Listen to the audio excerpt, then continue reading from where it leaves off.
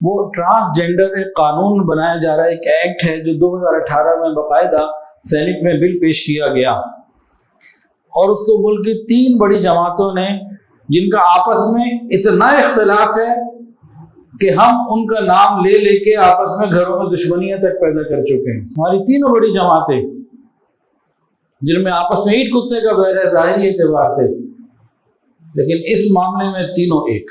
حضرت لوط علیہ السلام کی قوم کا عمل، اس کو قانون کی شکل دی جا رہی ہے، ہم جنس پرستی کو قانون کی شکل دی جا رہی ہے۔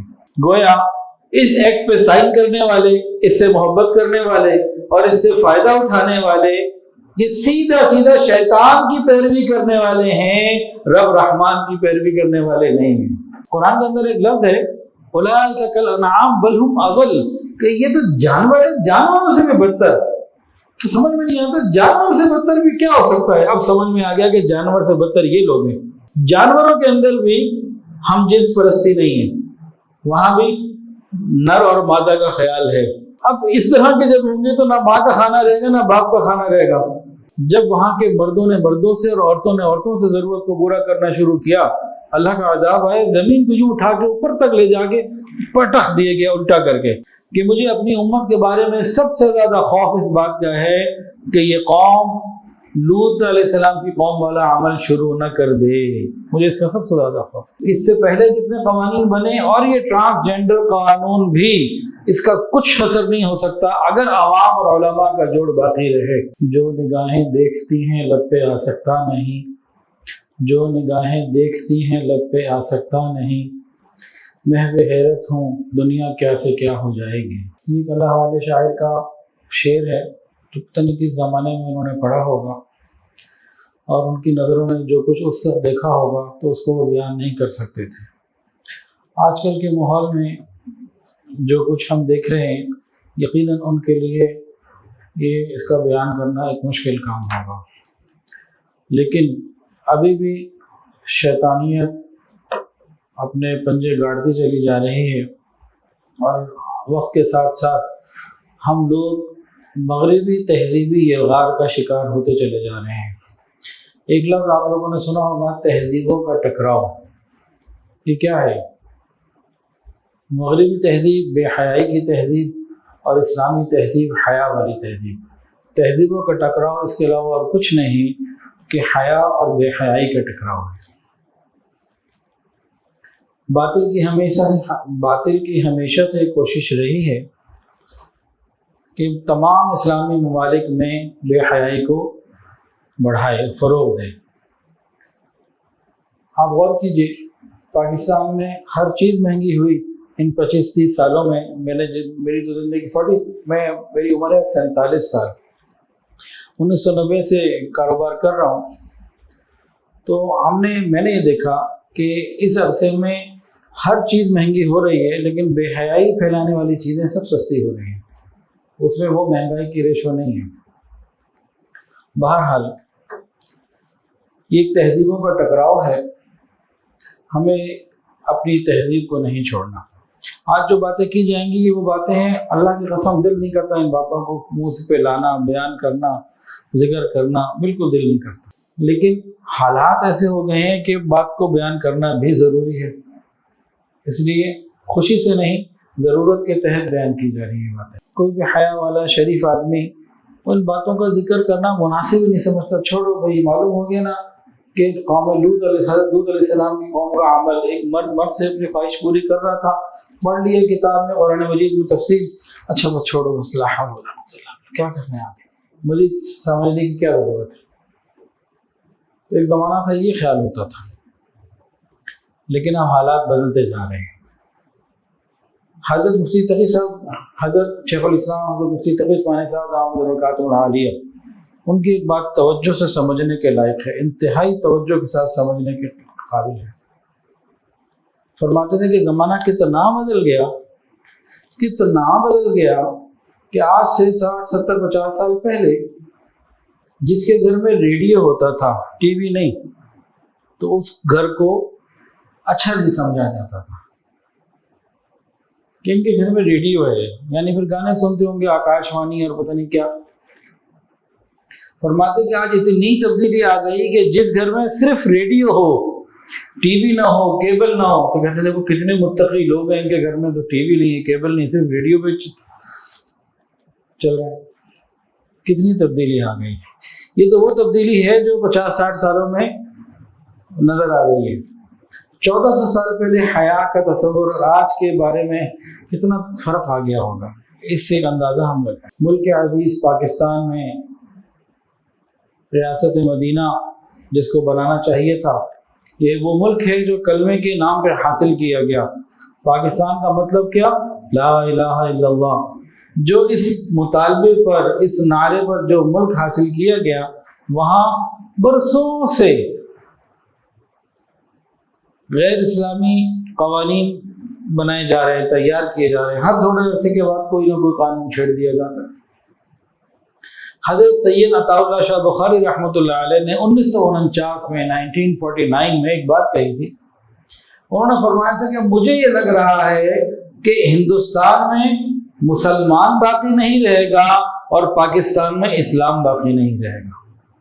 ایک اللہ والے کی اتنی پرانی بات آج ہم دیکھیں تو معاملہ ایسے ہی چل رہا ہے حکومت کی طرف سے اور بہت سارے معاملات کی طرف سے۔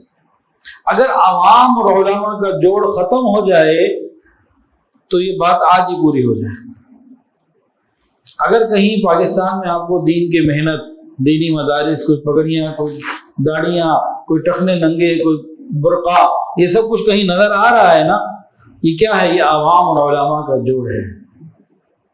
جب تک یہ باقی رہے گا انشاءاللہ العزیز، اس سے پہلے جتنے قوانین بنے اور یہ ٹرانسجینڈر قانون بھی، اس کا کچھ اثر نہیں ہو سکتا اگر عوام اور علماء کا جوڑ باقی رہے۔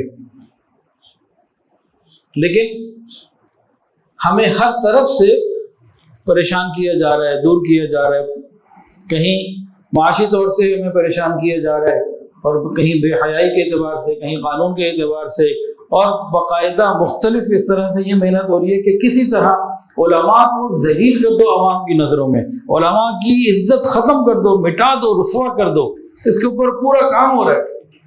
جس دن عوام نے علماء کا دامن چھوڑ دیا، اس دن یہ ان کا ایسا شکار ہوگی جیسے بھیڑ بکریوں کو جہاں مرضی اٹھا کے یہ لے جائیں۔ تو جن لوگوں کا علماء سے، اللہ والوں سے، مشائخ سے، دیندار لوگوں سے رابطہ مضبوط ہے، یہ قوانین ان کو گھروں کو نقصان نہیں پہنچا سکتے انشاءاللہ۔ اور جن کا ان لوگوں سے، دیندار لوگوں سے تعلق نہیں، وہ اور ان کی نسلیں بہت خطرے میں ہیں۔ آج جس بات پہ بھی بات شروع کی ہے، دل پھر نہیں کر رہا، میرا ابھی بھی دل کر رہا ہے کہ میں بات نہ کروں، تکلیف سے کر رہا ہوں۔ وہ ٹرانسجینڈر ایک قانون بنایا جا رہا ہے، ایک ایکٹ ہے جو 2018 میں باقاعدہ سینٹ میں بل پیش کیا گیا، اور اس کو ملک کی 3 بڑی جماعتوں نے، جن کا آپس میں اتنا اختلاف ہے کہ ہم ان کا نام لے لے کے آپس میں گھروں میں دشمنیاں تک پیدا کر چکے ہیں، اس تمام تر اختلافات کو بالکل بالائے طاق رکھتے ہوئے تینوں نے اس پہ سائن کیے۔ جو تھوڑی بہت مزاحمت اس ایکٹ کے خلاف ہے، وہ صرف دیندار جماعتوں کی طرف سے اور دیندار لوگوں کی طرف سے۔ ہماری تینوں بڑی جماعتیں، جن میں آپس میں اینٹ کتے کا بیر ہے ظاہری اعتبار سے، لیکن اس معاملے میں تینوں ایک۔ اگر نہیں ہے، میں غلط کر رہا ہوں تو مجھے سمجھانا، میں معذرت کر لوں گا بھائی۔ اب یہ قانون ہے کیا؟ یہ قانون کن کے نام پہ شروع کیا گیا، کن کو تحفظ دینے کے لیے شروع کیا گیا، اور آیا کہ جن کو تحفظ دینے کے لیے قانون بنایا جا رہا ہے، کیا ان کو اس سے فائدہ بھی ہو رہا ہے یا اس کا مس یوز ہو رہا ہے؟ ان کو وہ تو نظر آتا ہے اسلامی دفعات میں اور اسلامی قوانین میں کہ اس کا مس یوز ہو رہا ہے۔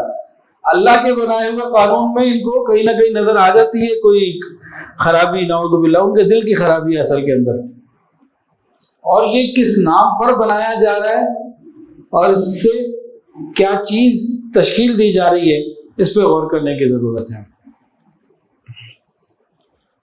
انسان جب پیدا ہوتا ہے نا، پیدا ہونے سے پہلے ہی ماں کے پیٹ کے اندر ہی جیسے کروموسومز ہوتے ہیں اور ہارمونز ہوتے ہیں، پورا اس کا ایک سلسلہ ہے، تو ماں کے پیٹ میں ہی پتہ لگ جاتا ہے کہ ہونے والا مرد ہے کہ عورت، بچہ ہے کہ بچی، لڑکا ہے کہ لڑکی،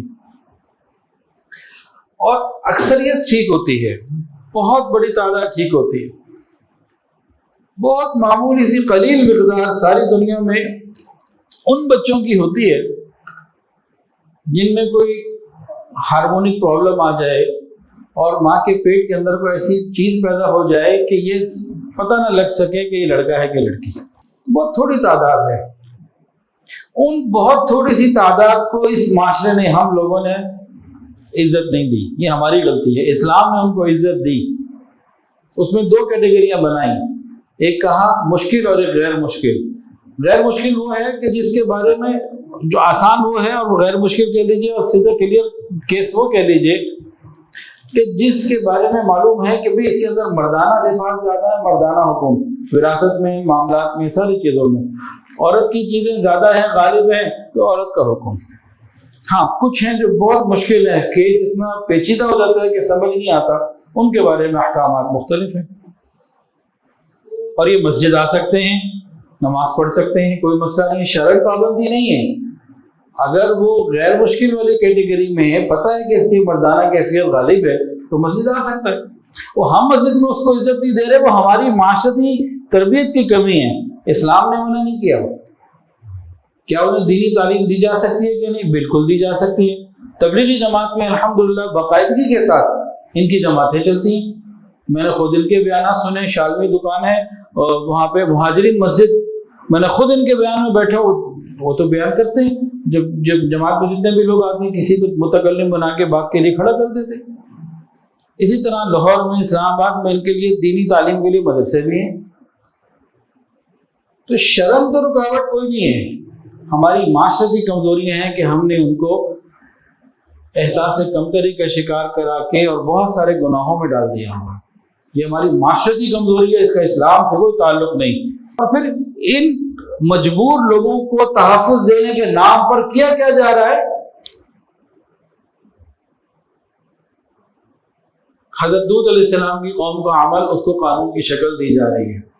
ہم جنس پرستی کو قانون کی شکل دی جا رہی ہے۔ وہ تو وہ لوگ جن کی پیدائشی طور پہ کوئی پرابلم تھی، ان کی آسانی کے لیے کچھ کرنا موسٹ ویلکم، بہت اچھی بات ہے۔ بھئی معاشرے کے کسی بھی ایسے طبقے کو جو پس رہا ہو، آپ پروٹیکشن دیں، عزت دیں، بہت اچھی بات ہے۔ لیکن اس کی آڑ میں ہو کیا رہا ہے؟ اب یہ باقاعدہ انگلینڈ سے بھی آگے نکل کے دیکھیں، کینیڈا میں، برازیل میں، برطانیہ میں اور امریکہ میں یہ قوانین ہیں۔ کوئی آدمی مرد ہے، وہ کہے جی آج سے میں مرد نہیں ہوں، تو انگلینڈ میں اگر وہ یہ کہے تو کیا ہوگا؟ پہلے تو وہ جا کے اپلیکیشن دے گا، اپلیکیشن وہ قبول کر لیں گے کہ جی اب آپ 2 سال اور سوچیں، 2 ایئرس، 365 دن جائیں سوچیں، پھر آئیے گا، اور 2 سال تک اگر آپ واقعی اس پر قائم رہے کہ ہاں مجھے ابھی بھی ہونا ہے، تب اچھا تو میڈیکل چیک اپ پہ جاؤ۔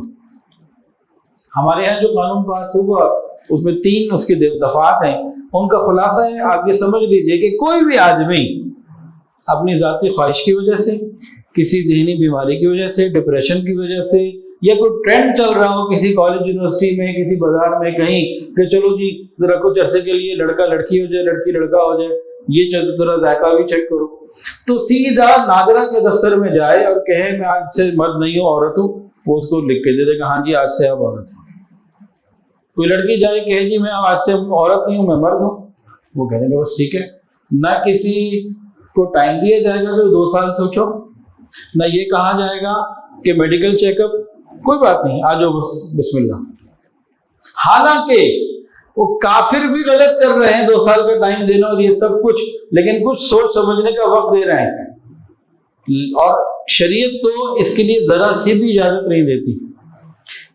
5واں سپارہ سورہ نساء آیت نمبر 119، اس میں ایک حصہ ہے وَلَا آمُرَنَّهُمْ فَلَا يُغَيِّرُنَّ خَلْقَ اللَّهِ۔ شیطان کا قول اللہ نے نقل کیا کہ شیطان نے اللہ کو کہا یا اللہ میں ان کو گمراہ کروں گا، بہت سے کو تیرا نہیں ہونے دوں گا، اور میں انہیں حکم دوں گا کہ یہ اپنی تخلیق کو تبدیل کریں۔ گویا اس ایکٹ پہ سائن کرنے والے، اس سے محبت کرنے والے اور اس سے فائدہ اٹھانے والے یہ سیدھا سیدھا شیطان کی پیروی کرنے والے ہیں، رب رحمان کی پیروی کرنے والے نہیں ہیں۔ سورہ نساء آیت نمبر 119 دیکھ لیجیے۔ اب ذرا آگے چلیے۔ حکومتی ریکارڈ کے مطابق، گورنمنٹ آف پاکستان کے ریکارڈ کے مطابق جب سے بل پاس ہوا اور آج تک، جولائی 2018 سے جون 2021، 3 سالوں میں 28,723 لوگوں نے اس قانون کا فائدہ اٹھایا اور اپنی جنسی کیفیت کو تبدیل کروا لیا نادرا کے ریکارڈ میں، شناختی ریکارڈ میں، جن میں سے 16,530 مرد ہیں جو اپنے آپ کو عورت ڈکلیئر کر چکے ہیں، 12,154 عورتیں ہیں جو اپنے آپ کو مرد ڈکلیئر کر چکی ہیں، 21 اور لوگ ہیں جنہوں نے خواجہ سرانوں نے کہا کہ ہم مرد نہیں تھے عورت تھے، وہ تو 40 بھی نہیں ٹوٹل، یعنی 28,000 خاندان ہو گئے ایسے۔ اب ایسے ہی کسی خاندان میں ہم چلتے ہیں، ذرا تصور کی دنیا میں ایک خاندان میں ذرا چلیں، تھوڑا سا سیر کریں، اس سروے سے معلوم ہوگا کہ یہ کتنی غلیظ ترین چیز ہے۔ بے حیائی تو ختم ہے اس کے اوپر۔ قرآن کے اندر ایک لفظ ہے اولئک کالانعام بل ہم اضل، کہ یہ تو جانور ہے، جانوروں سے بھی بدتر۔ تو سمجھ میں نہیں آتا جانور سے بدتر بھی کیا ہو سکتا ہے۔ اب سمجھ میں آ گیا کہ جانور سے بدتر یہ لوگ ہیں۔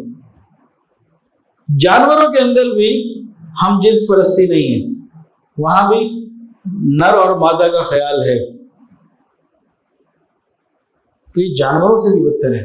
اولئک الانعام، جانور ہیں، بل ہم اضل، ان سے بہتر، بدتر۔ اب ذرا ایک ایسی فیملی میں چلیں، یہاں تو 28,000 کا فگر گورنمنٹ نے خود دیا۔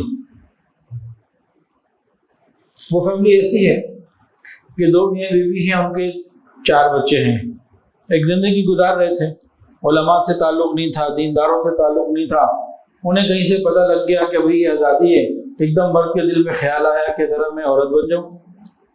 وہ جناب گیا نادرا کے آفس میں، جی میرا دل نہیں کہ میں مرد رہوں، مجھے عورت بنا دو۔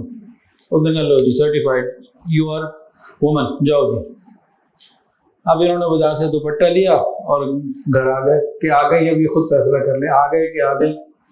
گھر آ کے بیوی نے کہا کہ آئے بیٹھے ہیں میرے سرتاج، اس نے کہا نہیں سرتاج ستوج نہیں، اب تو میں ایک عورت ہوں۔ اب بیوی اس کو کیا پکارے، سوچے۔ بچے ابا، نہیں ابا نہیں، اب میں تمہاری اماں ہوں۔ ابو صبح آپ کو یہ کہا تھا لانا تھا آپ نے، کہ نہیں ابو نہیں، میں اب تمہاری امی ہوں۔ اب بیوی شوہر سے محروم، بچے باپ سے محروم۔ اب جس خالہ کا یہ بھانجا تھا وہ بھانجی بن گئی، جس پھوپھی کا یہ بھتیجا تھا بھتیجی بن گئی۔ اب اس کے بعد سارے اختیارات آ گئے قانوناً کہ عورتوں کے ٹوائلٹ میں جا سکتا ہے، ایک جگہ اور پبلک ٹوائلٹ ہے عورتوں کے، وہاں مرد نہیں جا سکتے، یہ وہاں اندر جائے گا، اس کو عورتیں کہیں گی نہیں میرے پاس یہ نادرا ہے نا، میں جا سکتا ہوں۔ خواتین میں ریل کے اندر عورتوں کے ڈبے ہوتے ہیں، وہاں بیٹھ سکتا ہے۔ جو خواتین کے حقوق ہیں سارے اس کو مل جائیں گے۔ اچھا جی، اب یہ تو دونوں ماں بن گئی، بچے ہیں۔ اب اس کے دل میں خیال ہے کہ میں کیا کہتے ہیں شادی ایک اور کر لوں۔ ابھی کیا کرے گا، اب یہ باہر نکلے گا۔ اب ہے یہ اصلاً مرد، شرعاً مرد، لیکن اس قانون کے مطابق وہ عورت بن گیا، تو اس کی لازمی بات ہے قانونی مرد کی ضرورت ہے۔ اب قانونی طور پر مرد اس کو دونوں طرح سے مل سکتے ہیں، وہ بھی جو اصلی مرد ہے جس کو نے اس کیس سے فائدہ نہیں اٹھایا، اور وہ بھی مل سکتا ہے جو ہے عورت اور اپنے آپ کو مرد ڈکلیئر کرا بیٹھے ہیں، کیونکہ شادی تو مرد عورت کی ہونی ہے نا، یہ تو مرد ہوتے ہوئے عورت بن گیا۔ اب اس کے 2 ہی کیس ہو سکتے ہیں شادی کے، یا تو کسی صحیح مرد سے شادی کرے گا تو دونوں مرد ہو گئے، ہم جنس پرستی ہو گئی، یا کسی عورت سے شادی کرے گا تو پھر یہ معاملات کو ادھر اور چلے گئے۔ اچھا جی، اب ان دونوں کیسز کو سامنے رکھیں، اس نے جو مرد تھا اپنے آپ کو قانوناً عورت ڈکلیئر کر دیا، اب جناب علی یہ دوسری شادی کرتا ہے ایک اور، یا کوئی غیر شادی شدہ ہے نا، اس نے مرد نے اپنے آپ کو عورت ڈکلیئر کر دیا، اب اس نے جناب شادی تو کرنی ہے، اب وہ مرد سے کرے گا کہ عورت سے، تو مختلف کیسز ہیں۔ اب اگر کسی عورت سے کر رہے جو اصلاً مرد ہے اور یہ اصلاً مرد ہے عورت ہے، اب اس کے پاس اب ان کو بچوں کی خواہشیں تو نئے قانون اور نئی چیزیں نکلیں گی، کیونکہ بچے بھی تو چاہیے۔ اب ہے عورت قانون، اب اصلاً مرد ہے، قانون میں یہ عورت ہے۔ اب بچہ تو یہ پیدا نہیں کر سکتا، اپنے پیٹ میں 9 مہینہ تو یہ بچہ نہیں پال سکتا، اس کے پاس نہ ایگز ہیں نہ اس کے پاس یوٹرس ہے۔ اب عورت ہے، اس کے پاس اسپرم آ گیا۔ اب ادھر سے اس نے جو شادی کی، پتہ نہیں وہ مرد تھا کہ عورت، دونوں سے ہو سکتی ہے نا قانون میں۔ اب کیا ہوگا جو یورپ میں ہو رہا ہے، ایک کسی کا اسپرم کسی کا اور عورت کی کوکھ بطن 9 مہینے کے لیے کرائے پہ ملتا ہے وہاں پہ۔ اب جو بچہ پیدا ہوگا، ماں کون ہوگی، باپ کون ہوگا؟ یورپ کے اندر اس وقت بہت سارے ملکوں میں باپ کا نام لکھنے کا خانہ ہی نہیں ہے، ولدیت کا خانہ ہی نہیں ہے، کیونکہ باپ کا پتہ ہی کوئی نہیں ہے کون، تو ماں کا خانہ ہے۔ اب اس طرح کے جب ہوں گے تو نہ ماں کا خانہ رہے گا نہ باپ کا خانہ رہے گا، تو ان کی نسل کا کیا تعلق، نسل کہاں گیا؟ پھر ایسے بچے جو غلط زنا ہوتے ہیں، جو سنگل پیرنٹ ہوتے ہیں یا دونوں ہی پیرنٹ ان کے پاس نہیں ہوتے، یہ بہت ساری نفسیاتی بیماریوں میں، بہت سارے ذہنی تناؤ میں اور بہت ساری جو ہے نا وہ نا امیدیوں میں، ڈپریشن میں ہوتے ہیں، اور یہ معاشرے پہ بوجھ بنتے ہیں، جبکہ ان کا پتہ ہے کہ ماں تو کوئی ہے، جب کہ یہاں پتہ ہی کوئی نہ ہو، نہ ماں کون نہ باپ کون، تو یہ اگلی نسل کی تباہی نہیں۔ اس ایکٹ پہ سائن کرنے والے، اس کو قانون کا حصہ بنانے والے، ان کی عقل کدھر گئی؟ یہ نسلوں کی تباہی نہیں ہے تو پھر اور کیا ہے؟ اس پہ کبھی غور کر لیجیے۔ پھر یہاں تک بریک نہیں ہے، دیکھیں بات سمجھیں، اللہ رب العزت نے فرما دیا تلک حدود اللہ، یہ اللہ تعالیٰ کی بنائی ہوئی حدود ہیں، فلا تقربوها، ان کے قریب بھی مت جانا، کراس کرنا تو دور کی بات، قریب بھی مت جانا، حدود میں رہنا، تو جو حدود میں رہے گا وہ تو بچا رہے گا، جب جو حدود سے نکل گیا کتنی پستیوں میں چلا جائے گا، ضلالت کی کتنی دلدل میں اتر جائے گا، اس کی کوئی انتہا نہیں۔ اور باقاعدہ آج مغرب میں یورپ کے اندر یہ بات شروع ہو چکی۔ دیکھیں ایک مرد کی خواہش یہ بنی کہ میں عورت بن جاؤں، اس کو قانون بنا دیا، عورت کی خواہش یہ بنی کہ میں مرد بن جاؤں، قانون بنا دیا۔ اسی طرح وہاں یہ بڑھ گیا اور آگے معاملہ کیا، جی میں جانور بن جاؤں، میں اپنی جنسی تکمیل جانوروں سے پوری کروں۔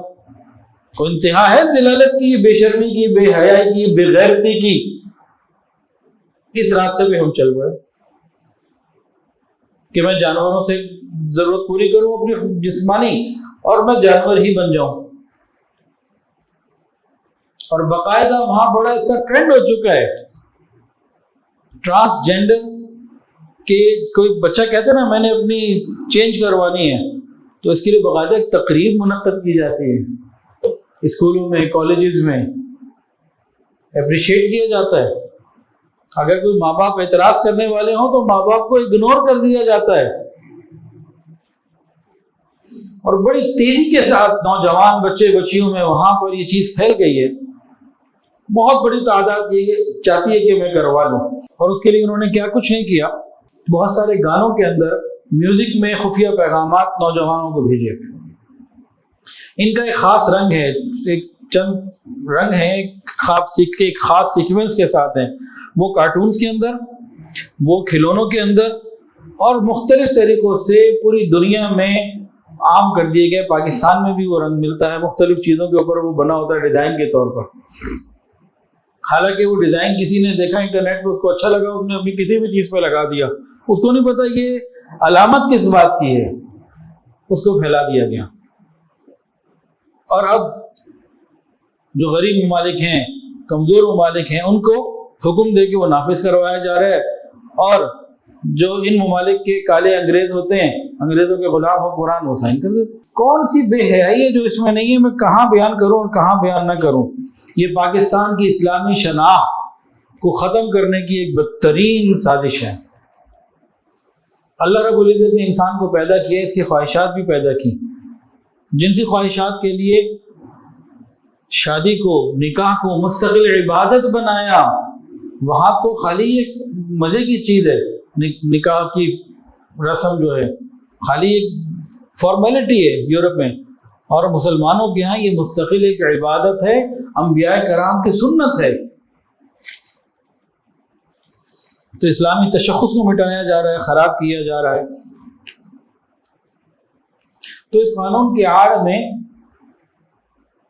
عمل قوم لوط، اس قانون کی آڑ میں عمل قوم لوط کو باقاعدہ قانون کی شکل دی جا رہی ہے۔ اچھا، دو لفظ ہیں، ایک ہے بد فعلی اور ایک ہے سحاق۔ یہ دونوں حرام، دونوں کبیرہ گناہ، دونوں کے بارے میں حکم ہے، یا انہیں قتل کر دو یا انہیں سنسار کر دو، یا شدید ترین سزا دو۔ بد فعلی کسے کہتے ہیں؟ جب مرد سے اپنی ضرورت کو، خواہش کو پورا کرے۔ سحاق کسے کہتے ہیں؟ جب عورت سے پوری کرے۔ یہ دونوں حرام ہیں۔ ایک کمبل میں 2 مردوں کا سونا منع، 2 عورتوں کا سونا منع۔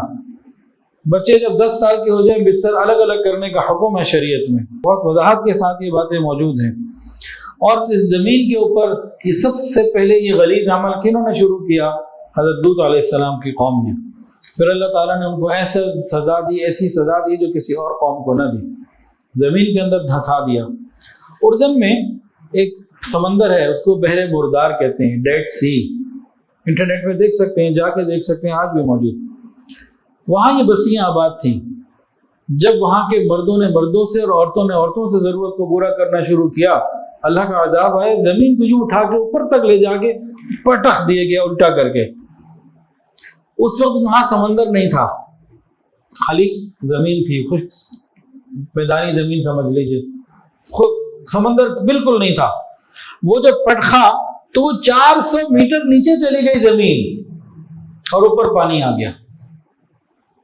اور وہ پانی بھی کیسا ہے کہ اس میں کوئی مچھلی زندہ نہیں رہ سکتی، اس لیے اسے ڈیڈ سی کہتے ہیں۔ آج بھی وہ عبرت کا نشان ہے۔ علماء نے فرمایا جہاں اللہ کا عذاب ایک دفعہ نازل ہو جائے اس کے اثرات قیامت تک رہتے ہیں۔ ڈیڈ سی میں جا کے کوئی بھی دیکھ سکتا ہے، پانی ہے، مچھلی زندہ نہیں رہ سکتی، اس میں کوئی جاندار اندر زندہ نہیں رہ سکتا۔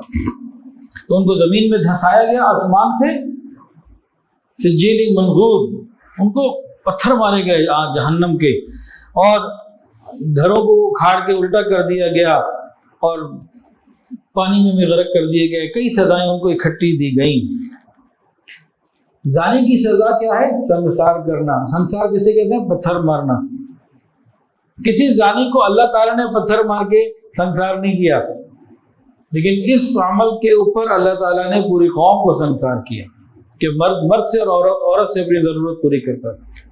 یہ بات جو مشہور ہے عام طور سے صرف اتنی ہے کہ حضرت لوط علیہ السلام کی قوم میں مرد سے کرتے تھے، لیکن جب مرد سے کرنے لگے تو عورت سے کرنے لگی۔ تو دونوں ہی قوم کے طبقے شریعت سے دور، فطرت سے دور ہو گئے تھے، اور اس طرف ہم بھی چل پڑ رہے ہیں۔ اللہ ہماری حفاظت فرمائے۔ واللذان یأتیانہا منکم فآذوہما، واللذان یأتیانہا منکم فآذوہما۔ اللہ فرماتے ہیں کہ جو اس طرح کے کام کرے انہیں سخت سزا دو، شدید ترین سزا دو۔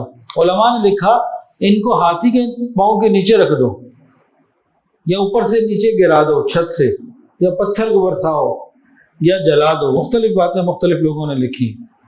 ایک اور حدیث سن لیجئے۔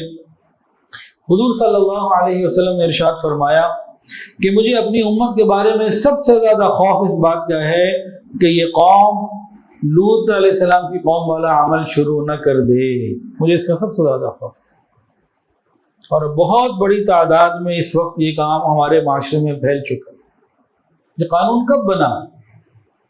جب ہم عوام کے اندر اس کی خوب کثرت ہو گئی، ورنہ یہ نہ بنتا۔ اگر ہمارے اندر کوئی حیا اور غیرت ہوتی تو یہ نہ بننے لگا ہوتا۔ ہماری بھی بہت ساری غلطی ہیں، ہم ان کو ٹھیک کرنے کی ضرورت ہے۔ حدیث سنیے، نبی علیہ السلام نے فرمایا میری امت جب 5 چیزوں کے استعمال کو حلال کر دے گی، ان کو کرنا شروع کر دے گی تو ہلاک ہو جائے گی۔ نمبر 1، جب ایک دوسرے کو لعنتیں کرنے لگیں گے، جب ایک دوسرے کو دوسرا پہلے کو لعنت کرنے لگے گا، جب ریشم پہننے لگیں گے، جب گانا گانے والیاں رکھی جائیں گی، شراب نوشی میں لگ جائیں گی اور شہوت غیر فطری طریقے سے پوری کی جائے گی، وَاقْتَفَى الرِّجَالُ بِالرِّجَالِ وَالنِّسَاءُ بِالنِّسَاءِ، کہ مرد مرد سے اور عورت سے جو اپنی شہوت کو پوری کرے گا اس وقت یہ ہلاک ہو جائے گا۔ حدیث کے اندر آتا ہے قیامت اس وقت تک قائم نہیں ہو سکتی جب لوگ جانوروں کی طرح راستوں میں کھلے عام بدکاری نہ کرنے لگے، مرد مرد سے اور عورت عورت سے، یعنی یہ عمل علامات قیامت میں سے ہوا۔ یہ بدفعلی ہو یا صحاق، بدفعلی کا مطلب مرد مرد سے اور صحاق کا مطلب عورت عورت سے، یہ دونوں زنا کی قسموں میں سے ہیں۔ اب یہ ٹرانسجینڈر کا معاملہ ہے اور ساتھ ہی ساتھ یہ ہم جنس پرستی، اس کے اندر کئی نقصانات ہیں۔ ایک نقصان تو یہ ہے کہ اللہ رب العزت کے حکم کو توڑا جا رہا ہے، اس کی گنجائش ہی کوئی نہیں۔ اللہ تعالیٰ کی خلقت کو تبدیل کیا جا رہا ہے، اس کی گنجائش شریعت میں کوئی نہیں۔ اور جب کوئی عورت کہہ دے گی جا کے کہ میں آج سے مرد ہوں، تو اس کو پھر مرد کا حصہ دیا جائے گا، اس وراثت میں دگنا حصہ دیا جائے گا، خاندانی نظام تباہ ہو جائے گا۔ شریعت نے پردے کا حکم دیا، وہ تہس نہس اس کی چیزیں دھجیاں اڑ جائیں گی۔ شریعت نے مرد اور عورت کے اختلاف کے اوپر پابندیاں لگائیں، مکس گیدرنگ کو منع کیا، اس کے پرخچے اڑائے جا رہے ہیں۔ شادی بیاہ، آگے نسل انسانی کا بقا، ان سب کے پرخچے اڑائے جا رہے ہیں۔ یاد رکھیے کہ ساری دنیا میں ٹرانسجینڈر قوانین کے تحت ان لوگوں کو کوئی فائدہ نہیں ہو رہا جن کا نام لے کے یہ کام کیا جا رہا ہے، بلکہ اس کی آڑ میں ہم جنس پرستی کو باقاعدہ تحفظ دیا جا رہا ہے۔ یہ کھلی آنکھوں بات ہے، اس میں کوئی دو رائے نہیں ہے۔ کسی گناہ میں مبتلا ہونا بری بات ہے، لیکن اس گناہ کو حلال سمجھنا اس سے بری بات ہے۔ اس کو جائز سمجھنا، اس کے بارے میں دلائل دینا، یہ جب آتا ہے نا عذر گناہ بدتر از گناہ، یہ کیا کرتا ہے؟ یہ انسان کو کلمے پہ مرنے بھی نہیں دیتا۔ موت عام طور سے پھر ایسے لوگوں کی کفر کی حالت میں آتی ہے۔ انسان گناہ کو گناہ سمجھے توبہ کر سکتا ہے، لیکن جب وہ گناہ کو حلال سمجھے، بلکہ اس کو ضرورت سمجھے، اس کے بارے میں دلائل دے دے، تو پھر کلمے پہ موت آنا بہت مشکل کام۔ یعنی اتنا بڑا گناہ، وہی بات آ گئی کہ پاکستان میں اسلام نہ رہنے دیا جائے۔ دیکھیں جی، ایک ہے زنا، ایک ہے لواطت، دونوں کبیرہ گناہ، دونوں حرام، لیکن کہیں نہ کہیں کچھ فرق ان کے اندر بھی ہے۔ زنا مرد اور عورت مل کر کرتے ہیں، حرام ہے، لیکن لواطت مرد مرد سے، عورت عورت سے صحاب، یہ حرام در حرام ہے۔ زنا اگرچہ گناہ ہے، لیکن عورت اور مرد کا ملاپ فطری تقاضا ہے، جبکہ مرد کا مرد سے اور عورت کا عورت سے ملاپ یہ فطری تقاضا نہیں۔ زانی اپنا مادہ کسی ایسی جگہ ڈالتا ہے جہاں نسل انسانی کا سلسلہ شروع ہو جاتا ہے، جبکہ لواطت کرنے والا یہ اس امانت میں خیانت کرتا ہے اور نسل انسانی کی بقا میں رکاوٹ بنتا ہے۔ حدیث میں زانی پر لعنت کی گئی 1 مرتبہ، اور مرد مرد سے کرے، عورت عورت سے کرے، ان پر 3 مرتبہ لعنت کی گئی۔ زانی کو رجم کرنے کا حکم اللہ نے انسانوں کو دیا، اور لواطت کرنے والوں کو سنسار اور رب العزت نے خود کیا۔ فقہا نے لکھا، کوئی نگران جا رہا ہے، اس نے دیکھا کہ ایک مرد مرد کے ساتھ گناہ کر رہا ہے، اور کہیں اس نے دیکھا کہ ایک عورت اور مرد ہیں، یہ گناہ کر رہے ہیں، تو حکم دیا پہلے مرد کو جو ہے نا ان کو پکڑو، ان کو گرفتار کرو، ان کو سزا دو۔ یہ زیادہ برا ہے کہ وہاں ایک احتمال ہو سکتا ہے کہ شاید میاں بیوی ہوں، یہاں تو کوئی احتمال کسی قسم کا ہے ہی نہیں، پہلے ان کو پکڑو، ان کو سزا دو۔ ان کی سزاؤں میں ایک سزا یہ ہے، یہ ٹرانسجینڈر سے محبت کرنے والے اور اس قانون کو پسند کرنے والے، اس سے فائدہ اٹھانے والے، ان لوگوں کے بارے میں حدیث کے اندر بات موجود ہے جامع ترمذی میں کہ قیامت کے دن اللہ تعالیٰ ایسے مرد کو محبت کی نظر سے دیکھیں گے ہی نہیں، گویا اللہ ان کو دیکھنا بھی نہیں چاہتے۔ اور حدیث کے اندر آتا ہے جب تم کسی کو یہ عمل کرتے دیکھو تو فاعل اور مفعول دونوں کو قتل کر دو، یہ حدیث میں حکم دیا گیا۔ شریعت محمدیہ صلی اللہ علیہ وسلم کا ایک بہت خوبصورت جو ہے نا اصول ہے، حسن و جمال ہے، خوبصورتی ہے کہ جس راستے پہ نہیں جانا، جس منزل پہ نہیں جانا اس کے راستے سے جانے بھی منع کر دیتے ہیں۔ شریعت کی خوبصورتی اور حسن و جمال کیا ہے کہ جس منزل پہ نہیں جانا اس کے راستے پہ بھی نہیں چلنے دیتی۔ منع لواطت ہے، حکم کیا دیا، تم بغیر داڑھی والے جو چھوٹے نوجوان بچے لڑکے ہوتے ہیں ان کو بھی مت دیکھو، بے ریش بغیر داڑھی والے بچوں کو لڑکوں کو مت دیکھو۔ آج کل تو خیر بڑی بڑی عمر کے بھی ملتے ہیں، لیکن پہلے وہ ملتے تھے جن کی عمر چھوٹی ہوتی تھی۔ حدیث سنیے، تم امیر زادوں کے ساتھ نہ بیٹھا کرو کیونکہ نفس ان سے ایسی چیز کی خواہش کرتے ہیں جس کی وہ خوبصورت لونڈیوں سے بھی نہیں کرتے۔ علامہ شامی رحمۃ اللہ علیہ لکھتے ہیں کہ جنسی میلان کا خطرہ ہو تو بے ریش جنسی میلان کا خطرہ ہو تو بغیر داڑھی والے لڑکے کو دیکھنا بھی جائز نہیں، اس سے بھی بچو۔ اور حضرت ابو سہل رحمۃ اللہ علیہ فرماتے ہیں کہ عن قریب اس امت میں کچھ ایسے لوگ ظاہر ہوں گے جنہیں لونڈے باز کہا جائے گا۔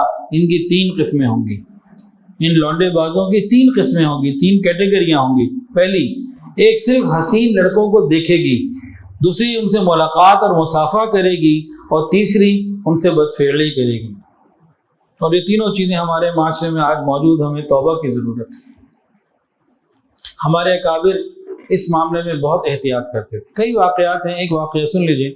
حضرت امام اعظم امام ابو حنیفہ رحمۃ اللہ علیہ، مشہور واقعہ ہے، امام ابو یوسف رحمۃ اللہ علیہ جب پہلی مرتبہ ان سے درس حدیث کے لیے ان کے پاس آئے سیکھنے کے لیے تو چھوٹے بچے تھے، داڑھی نہیں آئی تھی۔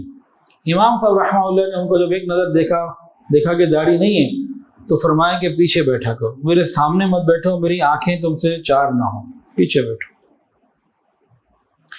اب روز امام صاحب پڑھا رہے ہیں، روز شاگرد سامنے بیٹھے ہوئے ہیں داڑھی والے، اور یہ بچہ پیچھے بیٹھا ہوا، وقت گزر رہا ہے۔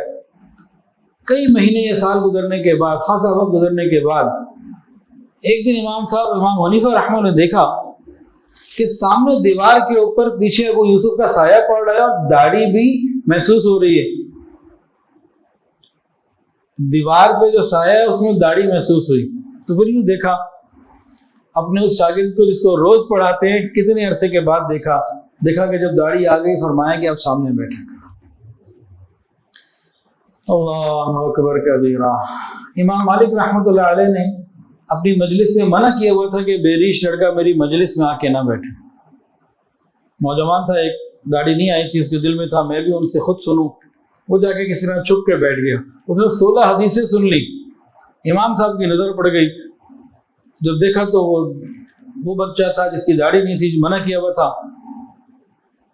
اس سے پوچھا، اس نے کہا حضرت میں تو حدیث سننے کے شوق میں آیا تھا تو میں نے 16 حدیثیں سنی، آپ نے مجھے 16 درے لگائے کہ تم نے میرے اصول کو کیوں توڑا۔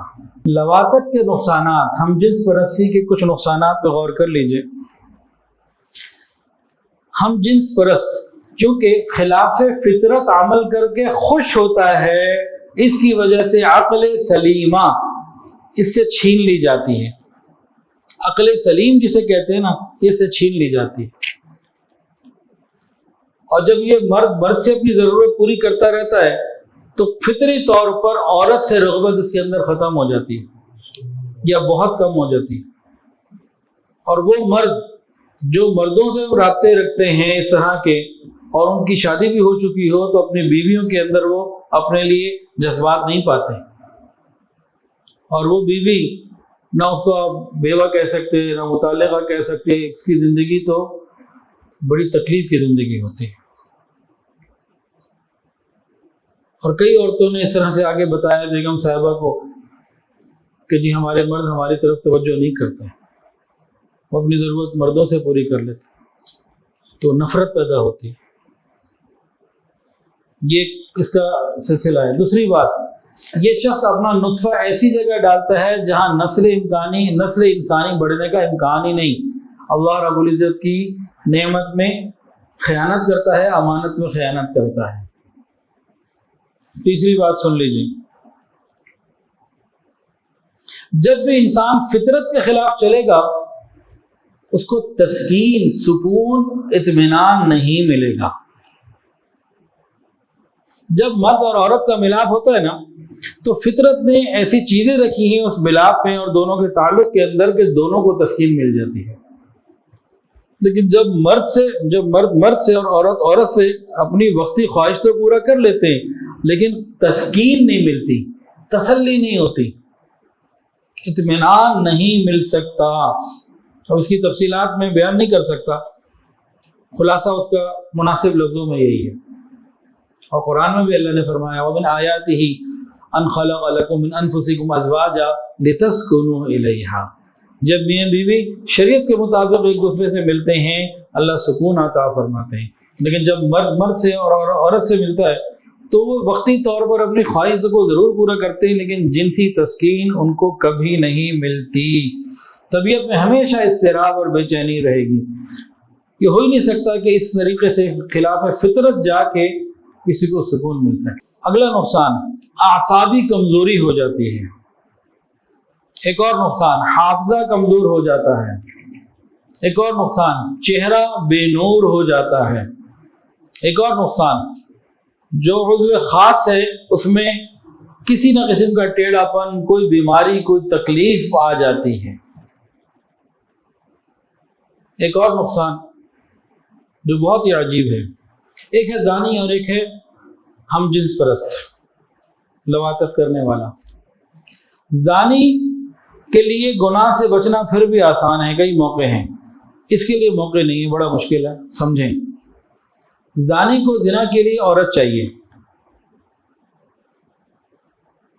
اور جو لواطت کرنے والا ہم جنس پرست ہے یہ عورت کو دیکھ کے اس کی خواہش نہیں بھڑکے گی، مرد کو دیکھ کے بھڑکے گی۔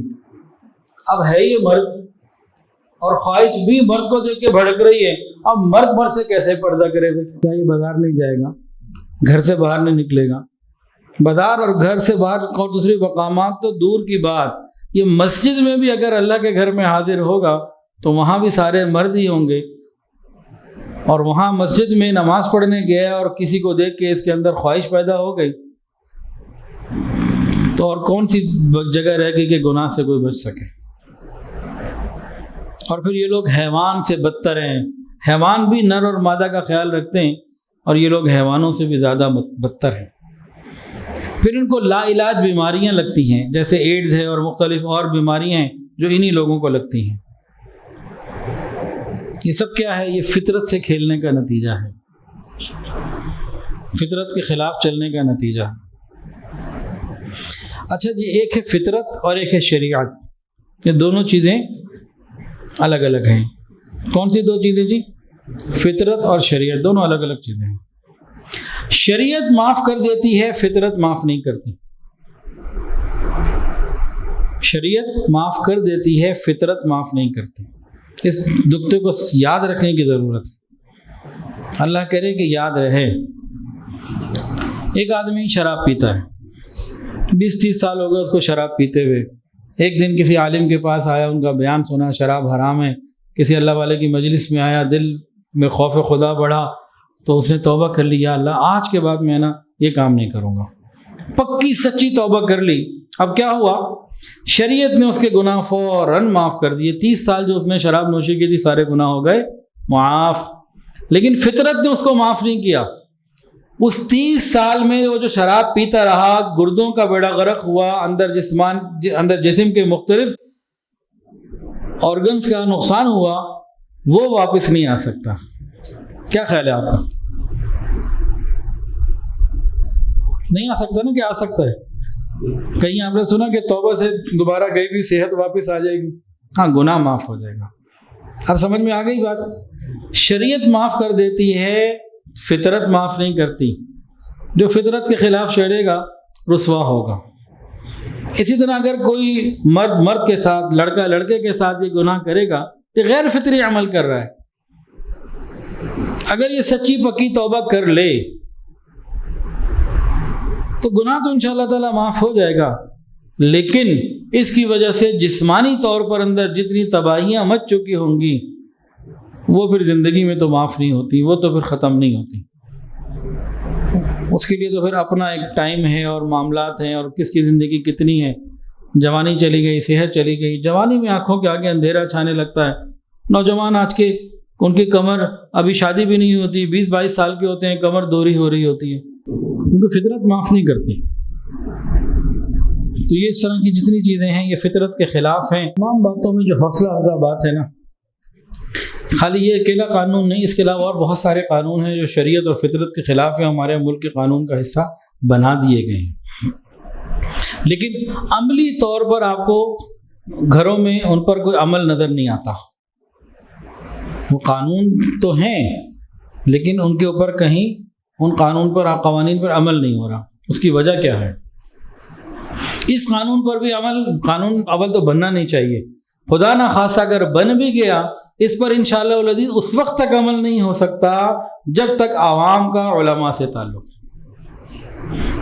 ان کی خواہش یہ ہے کہ ایک طرف سے قانون ایسے بنائے جائیں اور دوسری طرف علماء کی تذلیل کی جائے، عوام کو علماء سے دور کر دیا جائے، تو یہ جانوروں سے بھی بدتر ہو جائیں گے، پھر جو مرضی ہو جائے۔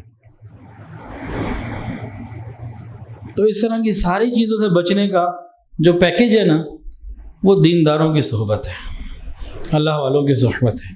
وہ تبلیغی مساجد میں، مراکز میں جانا اور وقت دینا، اللہ کے راستے میں نکلنا، بیت ہونا، ذکر مراقبہ کرنا، دین کی محنت کرنا، مدرسوں میں آنا جانا رکھنا، علماء کرام کی علماء کرام کی صحبت کو اختیار کرنا، یہ کام اگر ہم نے کر لیا نا، اللہ ہماری حفاظت فرمائیں گے۔ مکس گیدرنگ سے بچنا،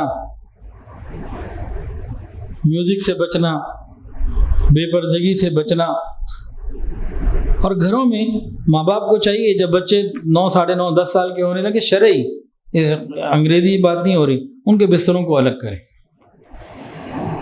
پھر ان چیزوں سے بچنے کے لیے ہمیں اپنے موبائل کے استعمال کو پاکیزہ کرنا ہوگا، اپنی تنہائیوں کو پاکیزہ کرنا ہوگا، اپنی مجالس کو پاکیزہ کرنا ہوگا، اپنی سوچ کو پاکیزہ کرنا ہوگا۔ اور یہ ساری چیزیں کیسے ہوں گی؟ اللہ رب العزت کا ذکر ہم کثرت سے کریں، ہماری سوچ بھی پاکیزہ، انشاءاللہ ہماری تنہائی بھی پاکیزہ اور ہماری مجلس بھی پاکیزہ۔ اس کے علاوہ دعا کا مانگنا، اللہ ہمارے ایمان کی حفاظت فرما، ہمارے اعمال کی حفاظت فرما، ہماری نسلوں کے ایمان اور اعمال کی حفاظت فرما۔ اللہ تعالیٰ سے عافیت مانگتے رہنا، دعائیں مانگتے رہنا۔ کسی جگہ اندھیرا ہونا تو ایک آدمی شور مچا رہا ہے، ادھر بہت اندھیرا ہے، بہت اندھیرا ہے، اب وہ ٹویٹ بھی کر رہا ہے ادھر اندھیرا ہے، وہ واٹس ایپ بھی بھیج رہا ہے ادھر اندھیرا ہے، اور جناب بہت اندھیرا شور مچایا ہوا ہے، پورا سر جو ہے نا وہ کیا کہتے ہیں آسمان سر پہ اٹھا لیا۔ کیسے اندھیرا دور ہو جائے گا؟ ایک دوسرا آدمی آیا، اس نے دیکھا اندھیرا ہے، اس کے پاس ایک چھوٹی سی ماچس کی تیلی تھی اور ایک موم بتی تھی، وہ اس نے وہاں جا کے جلا دی، اندھیرا دور ہو گیا۔ تو یہ کہنے سے کہ اندھیرا ہے، ٹرانسجینڈر، یہ تسبیح پڑھی ہوئی ہم نے کئی دنوں سے، اس تسبیح پڑھنے کی اتنی ضرورت نہیں ہے۔ اندھیرے کو دور کرنے کے لیے ہمیں روشنی جلانے کی ضرورت ہے۔ تو ذکر کا نور، اللہ رب العزت کی عبادت کا نور، اللہ والوں کی مجالس کا نور، دین کا نور ان اندھیروں کو بہا کے لے جائے گا۔ یہ ساری چیزیں ختم ہو جائیں گی، روشنیوں سے پورا ملک پاکستان جگمگائے گا ایمان کی روشنی سے۔ اگر ہم اپنے دلوں میں ایمان کی شمع کو بڑھانے لگ جائیں، ذکر مراقبہ اور دین کے کاموں میں اپنے آپ کو لگائیں، تو یہ ساری چیزیں ایسے تنکوں کی طرح بہہ جائیں گی، کوئی کچھ نہیں کر سکے گا۔ تو ہم جتنی ہماری ہمت ہے اپنی قسمت کے دیے ہم جلاتے جائیں، اپنی محنت سے جتنے ہم دیے جلا سکتے ہیں اپنے حصے کا دیا ہم جلاتے جائیں۔ تو اس میں ان ساری باتوں میں جو اصل بات ہے نا، آج کا بیان کر کے مجھے کوئی خوشی نہیں ہے، یہ بیان نہیں ہونے چاہیے۔ ہونا کیا چاہیے؟ حیا کی تعلیم، حیا کے فوائد، حیا کے فضائل، حیا کی اہمیت، یہ ہمارے اندر اتارنی چاہیے، یہ ہمارے دل و دماغ میں آنی چاہیے کہ حیا اللہ تعالیٰ فرماتے ہیں نبی علیہ السلام فرماتے ہیں اللہ تعالیٰ بھی حیا والے ہیں، ان ربکم حیی کریم، اللہ حیا والے۔ نبی علیہ السلام حیا والے، تمام انبیاء حیا والے، تمام صحابہ حیا والے، تمام نیک صلحاء مرد عورتیں حیا والے ہوتے ہیں، اور اللہ رب العزت ان تمام حیا والوں کو جنت جو حیا والوں کا مقام ہے وہاں جمع کر دیں گے، تو بے حیاؤں کا جوڑ وہاں ان کے ساتھ کیسے لگے گا؟ تو ہمیں دن رات یہ تسبیح پڑھنے کی ضرورت نہیں ہے، ہمیں حیا کی تعلیمات کو سننے سمجھنے اور پڑھنے کی ضرورت ہے، حیا کی مجالس کو اپنانے کی ضرورت ہے، اپنے گھروں میں حیا کو جگہ دینے کی ضرورت ہے، اپنے گھروں میں پردے کے ماحول کو بنانے کی ضرورت ہے۔ کفر کی محنت ہے دین سے دور کرنے کی، ہم محنت کریں دین پر چلنے کی، یہ علاج ہے، ان کو خالی برا کہنا تو علاج نہیں ہے۔ اور کفر جو ہمیں دور کرتا ہے دین کی کسی بھی محنت سے، اس کا سب سے زیادہ آسان طریقہ سمجھنے کا ان کی محنت کا یہ ہے، باطل کوئی ہو سب میں ایک بات کامن ہوگی، یہ آپ کو علماء سے دور کریں گے، یہ جتنا ہمیں علماء سے دور کریں اتنا علماء کے قریب ہو جائیں، بس سب کچھ ٹھیک ہو جائے گا۔ ویڈیو کے نیچے سبسکرائب کے بٹن پہ کلک کریں، بیل کے آئیکن پہ کلک کیجئے تاکہ ہر نئی ویڈیو کی نوٹیفیکیشن آپ کو مل جائے۔